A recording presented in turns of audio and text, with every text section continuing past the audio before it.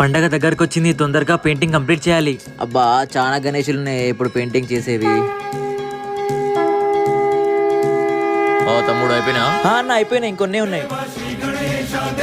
అబ్బా మా సాకలెత్తుంది, ఏం చేయాలో అర్థమైతలేదు. అమ్మ కాల్ చేసి బాక్స్ అడుగుదాం. అమ్మ నాకు లేట్ అయ్యేలా ఉంది, బాక్స్ పంపియవా?